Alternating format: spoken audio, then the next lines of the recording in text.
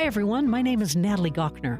I represent the political center, and this is Both Sides of the Aisle. Shireen Ghorbani's on the left. Hello, and hey, listeners. Hope you're doing well and staying safe in the snow. And Senator Dan McKay on the right. Hey, everybody. Good to be back. We've had a few listeners. A listener with the name Natalie, only spelled Natalee. Yes. Had a conversation with me recently about the show, so love our listeners. Yeah, we love our listeners. Sounds like the Natalies need an official spelling for their demonym. Yeah, let's get Dan to help us with that. Listen, there's sobering news out there, and I sobering, complex, sometimes frustrating, maybe super exciting. I don't know. But let's start just globally and talk about what's going on. Canada now has hit back at Trump with 25% reciprocal tariffs on steel, aluminum, and other goods. It's got me scratching my head. Yeah. And we talked about this already, but what's the end game here, Dan? This doesn't end well in my mind.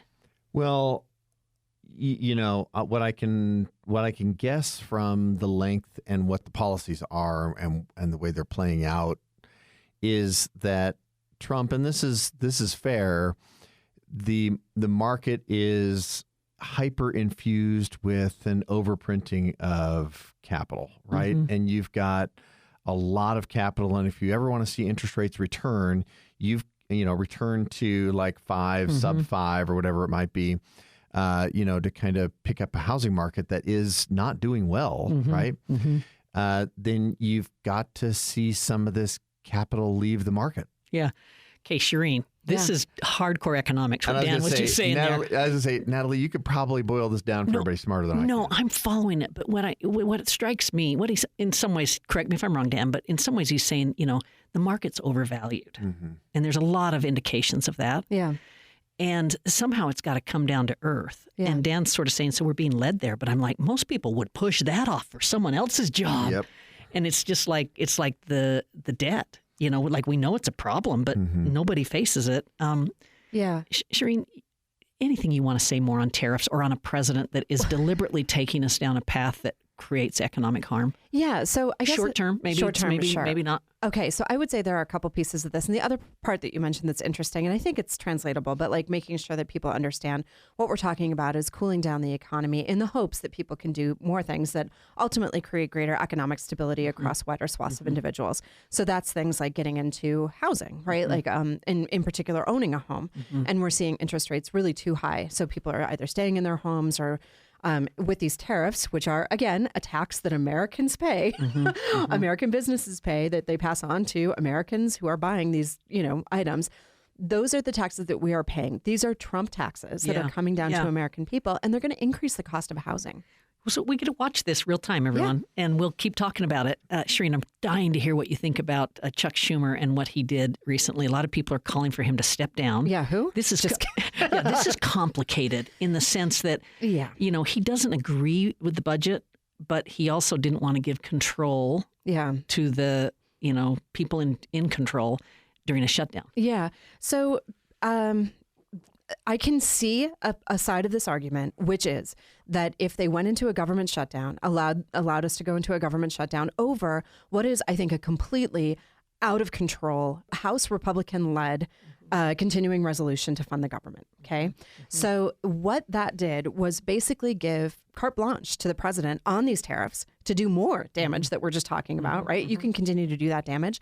Many other really, I think, concerning and I would say out of bounds or out of the norm appropriations were put into this continuing resolution.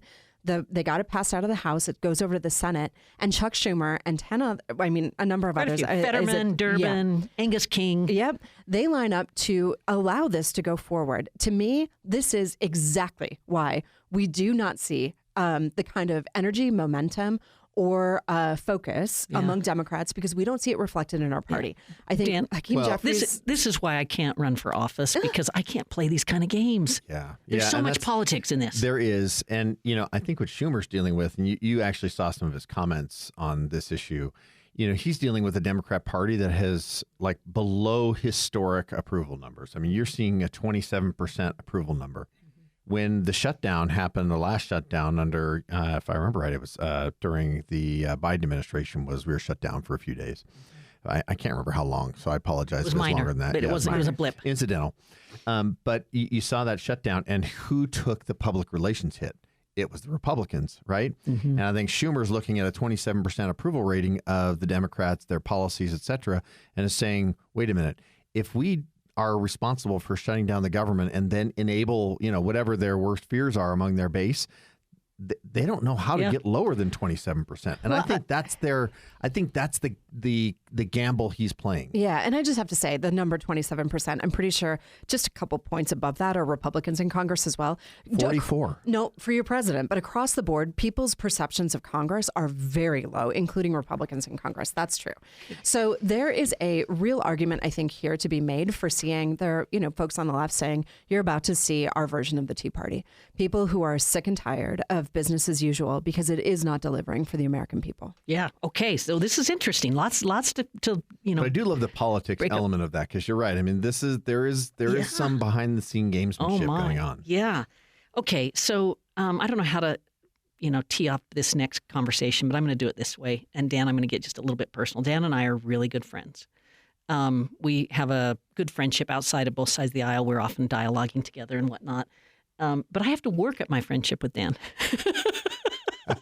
That's fair. I'm teasing, Dan. I'm teasing. But no, what I mean is you give me the freedom to speak my mind, which I love. Yeah. And which means I can say things that you disagree with, and we work through it. Happens all the time. Okay. Yep. So that's all I'm referring to. But I want to listeners. I'm Shireen's feeling left out here. No, I just want you to know, even though Dan and I deeply disagree, I actually think it's fair to say we are friends as well. Yeah. Do you claim it? 100%. For sure. Okay. So Shereen, not that you can be in these text threads, but I texted Dan recently this quote from Peggy Noonan in the Wall Street Journal where she said, the big domestic political lesson of the first quarter of the 21st century is don't go too far. Mm. She's speaking of overreach, right? Yeah. Mm-hmm. And on the list that our producer prepares for us to kind of run through on both sides of the aisle, we've got, the drama of a federal judge, putting a restraining order, if I'm saying the terms right, Dan, against an injunction against, deporting some individuals that have done horrific crimes, whatever, but not following due process. Well, right. And they go ahead and just do it. Mm-hmm. And as if I understand it, they even said, there's written orders and then there's verbal orders, and we're not sure if the verbal orders hold the same weight. I'm like, oh, are you kidding me? Yeah. And then you've got just two more, layoffs, whether it's, at NOAA or other, important places to our country, or deregulation at EPA. Okay, I've said enough, but those are some examples of potential overreach happening in this administration. Who wants to go first on that? Yeah, I mean, that sounds exactly like what's happening. But I would also overreach say, from both sides is my point. Okay, well, fine. But I'll just say that I think what's deeply disturbing about this is that the story that's being sold to the American people is about how we're saving all this money. And in fact, what we're not seeing is that we're saving all this money, right? Yeah. So they haven't even defined the mechanism for which it's saved. Dan, you're with me on this, right? I know Shireen is, but you do these layoffs, but the money's still appropriated that department, and it's still there. Right. Yeah. Where does it go? When does it move? Well, and really where it comes into is, we talked about the government shutdown beforehand, but really it's debt, right? That we don't end up utilizing, and as a result, unutilized debt. Is the shutdown ready for now? Is the debt out? I mean, that's the measuring stick. And when you're halfway to hell, you're not really concerned about whether or not it's hot in the car. You just want to get your destination, I guess. And that's the funny thing. Funny thing to me is when you look at the federal government and the concerns. I'd say this is exactly what Trump promised he was going to do. Was he was going to get in and fix some of these deep state waste issues that, by the way, Joe Biden ran on and Barack Obama ran on. Yeah. And neither did much about. Dan, at this point, I don't know, what are we in? Are we in 60 days? Are we in 90 days? Anyway, we're January not too 20th, far. 60 days. Okay. And so how do you grade this administration at this point? Because I think it's been incredibly reckless. Yeah. I even if I was a President Trump supporter, I would call this reckless.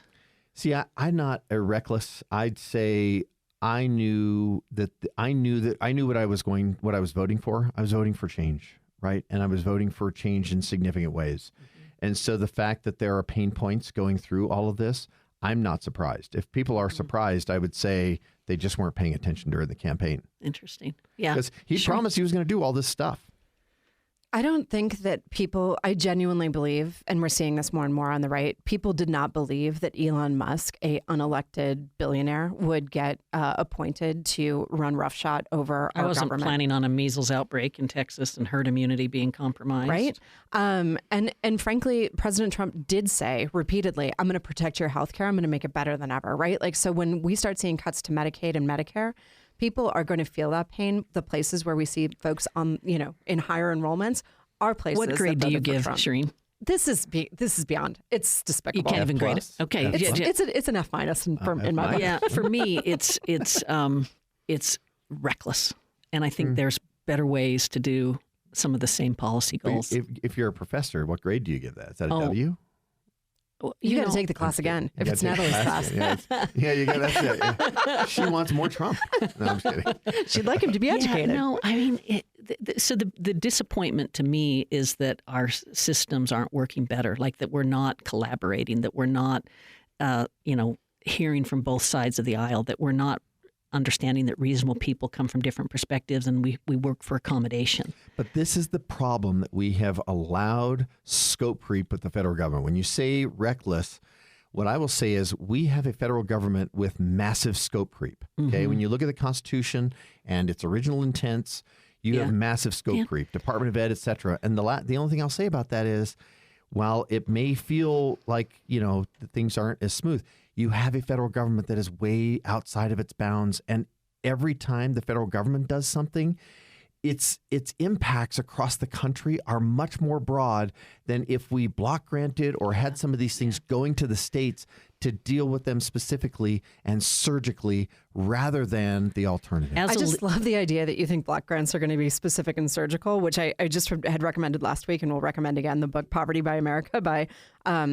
Matthew Desmond, in which he talks about really the percentage of dollars when they do come down to the states. States find ways, especially Republican states, frankly, to siphon off a huge amount of those dollars to come right back into the state system. So the ability to get people's support that they need and to get it to them efficiently is something I think we would both be interested in. But making sure that those dollars are actually getting in the hands of folks that need it is critical. And we don't see that very often. Let's take a brief break and then I'm going to have more to say. Yes. Stay with us, everyone.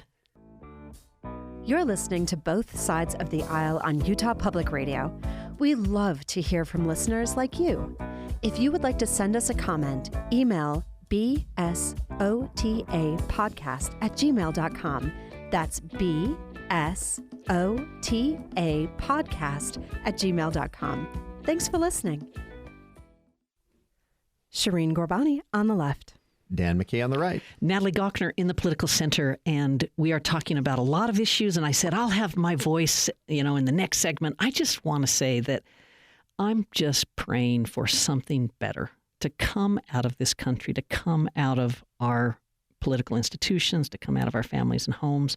And what I'm seeing right now is a lot of finger pointing, a lot of scorched earth, a lot of, sort of provocative battles between factions.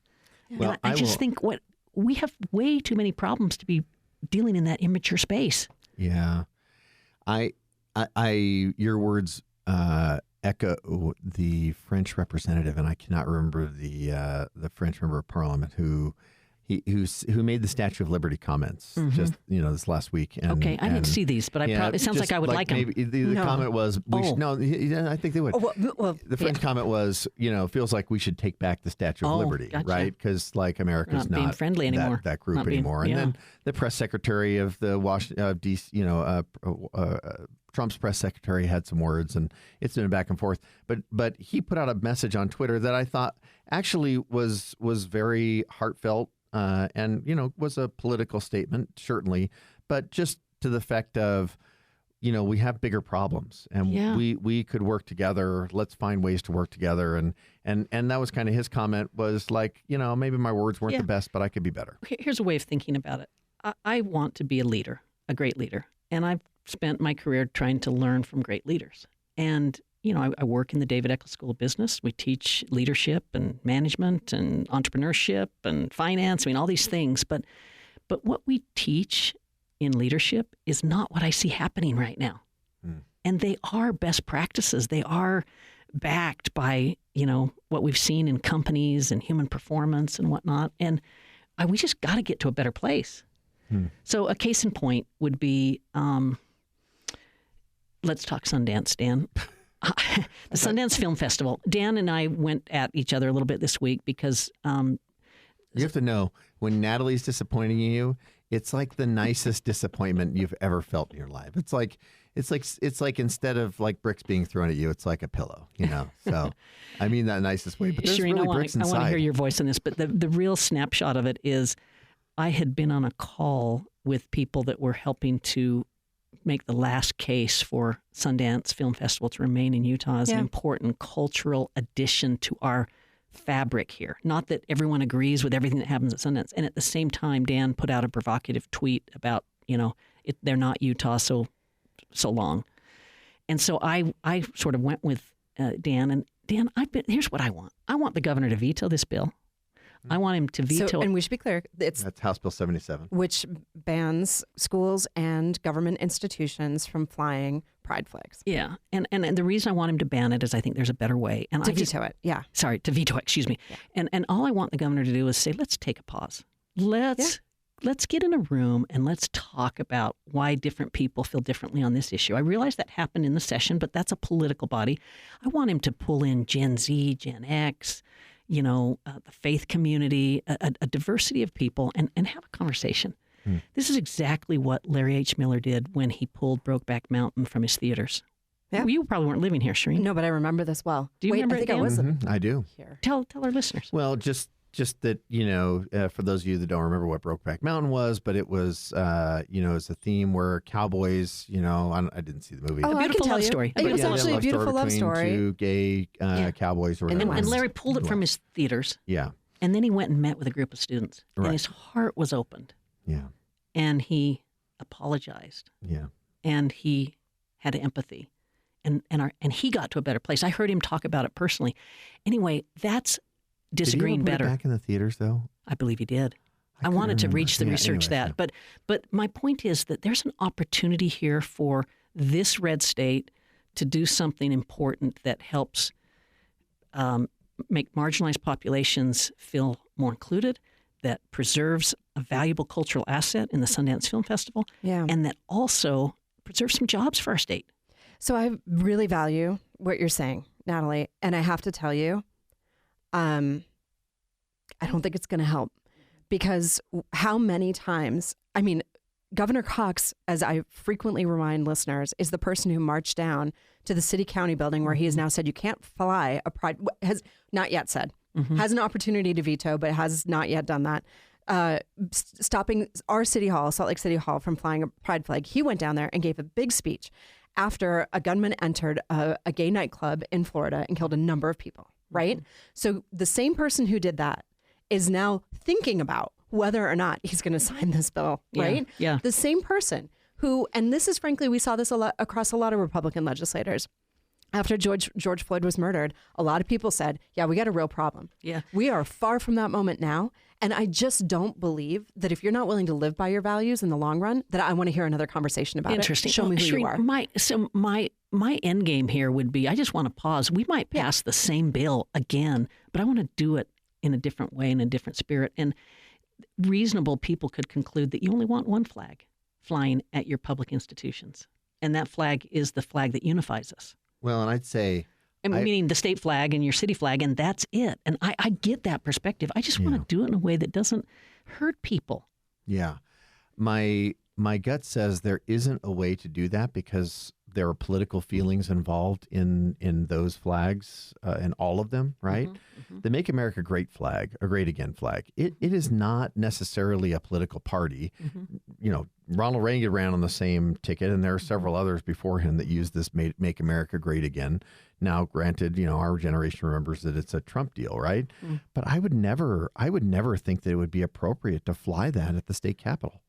I just don't feel like, I feel like that's the majority imposing its will. Yeah. The problem is if if we veto the bill, slow down, have a bunch of conversations about it, and then pass a bill again, it's just double the hurt again, because the political tenure, the political memory of people to have the issue, if we wait a year, will have been forgotten, and then we'll be punching again. And at the end of the day, I agree with you. maybe the conversation should be centered around what should we be flying and how should we be doing it. But certainly there's a lot of politicization in all of it. And it'd be better if we just left that out of our government buildings, period. I just think if people are going to be anti-LGBTQ, if we're going to be anti-trans, if we're going to ban diversity, then just show me your colors. Show me who you are. Yeah. And I understand it now. Yeah. You know what's interesting is I could support the bill, but I want to support it under unity. That we're flying under one flag, and I want to have listened and express some of my other thoughts. Yeah, I understand that. Let's go to, I'm torn which one to go to, but let's go to Governor Cox again and what he did this week with the Washington Examiner, where he published an opinion editorial basically saying it's time to dismantle the Department of Education. I don't know if y'all read it. The content of it makes a lot of sense. He gets that education's primarily, provided at the local level, and that, we don't need Washington doing a lot of things in education. But the placement of it in the Washington Examiner blew me away. Shireen, Dan? So for those that don't get the inside game, please explain why the Washington Examiner is such an interesting place. It's just from my time in D.C., I remembered we had the Post, we had the Examiner, and the Examiner was, if you had like some real conservative thing you wanted to put out there, you'd put it there because it has a conservative readership. And what business, you might ask, does our governor have placing things like that there rather than in our local paper for the people that he represents? So why it spoke volumes to me is he's making a national play. Yeah, I think that's right. So about 11% of our education funding comes from the federal government. Many of those programs go to support our Title I schools where poor kids in our state go to school. It's additional resources that often come in for English language learners, for breakfast and lunch programs to make sure that our hungry kids get fed. National standards for student aid, for FAFSA, for applying for aid. Standardized support for deaf and blind, right? Like these are critical issues that I think it's asking states a lot, especially states that are deeply underfunded in education. See, Dan, this is a point with leadership where I'd go in and I'd say to my Secretary of Education, we need to optimize the department, and I'm going to give you 90 days to work through that. I'm going to give you 6 months, and in a really thoughtful way, come up with a very carefully, thought through. And instead, it's the chainsaw. Well, in D.C., the best way to get anything to change is to take a chainsaw to it and watch it grow back. Because that's what happens. That's the argument. At least that's been my perspective over 20 plus years. I just have to ask listeners if they would really trust our legislature, our governor, to take those federal dollars down to the state level when we see again and again that at the state level, they're trying to do everything they can to move those education dollars around. And in fact, took 120 million of that and put it into private education. Yeah. Like, is this somebody you trust with these dollars? I'm in agreement with the governor on much of the policy. I thought the play was interesting. And I also think there's a better way to refine, to improve. Hey, did you two both also see that Lieutenant Governor Henderson took a strong stance about President Trump or the White House pulling the women's names off the Arlington Graves list? She did a nice thread on Twitter about this, and I thought it was exceptional. I think she's amazing. Yeah, she shows courage. Yeah. Dan, did you read it or see it? Yeah, I saw her post and read it. I liked it. I think I'll just say I'll break from the administration on this. I think it's weird. I don't get it. I know. That's when I left myself a head scratcher. Like, I don't get it. What's the end goal here? I think people ought to be able to find the people that they relate to or they associate with that have fought for our country and died. I don't get it. More than half a lot of people the public feel the same way about pride flags. Gave more than half the public the right to vote. Yeah. I mean, I'm super sensitive to that. Yeah. I've come from a majority that has been discriminated against through much of our history. Yeah. Yeah. Okay, let's close out the program just by talking about Mia Love. Wow, that piece that she put in the Deseret News, I loved it. I thought it was so artfully written. Her battle with brain cancer is coming to an end, and she's spoken about it. Thoughts? Well, I love it just because it shows kind of an inner, I think it's an inner thing with Mia that she is always thinking about what's next, what's the next generation. Mm-hmm. I mean, she's always been that person anyway. Yeah. And it's just great for people to see her the way I have. I love, Shireen, that it was a living wish and not a dying wish. Yeah. Yeah. Really I think it was artful, skillfully done, beautiful, and grateful for, I think in this time when we're deeply absent of, I would say, grit and grace in our leadership together. I thought it was beautifully written. Yeah. I want a quote from a segment, but do either of you have a memory with Mia? Oh, yeah. Want to share? I've just known Mia for so long. I mean, I remember when she was first running for the city council. in Saratoga Springs, and got to know her that way. And impressive, right? And, yeah, it was impressive, smart, was, hardworking. And I was part of the group that when there was an opening, for the 4th congressional seat, recruiting me to run. Yeah. I remember when she broke with Trump, especially around his comments around, I don't think we can even say the word on public radio, but she stood up, and I thought that was important. She said, "My living wish and fervent prayer for you and for this nation is that the America I have known is the America you fight to preserve, and that each citizen and every leader will do their part to ensure that the America we know will be the America our grandchildren and great-grandchildren will inherit." That's beautiful. Love it. All right. Hey, that's a wrap. Thanks, everybody. You've been listening to Both Sides of the Aisle. Programs produced by Anthony Scoma. Thanks for listening.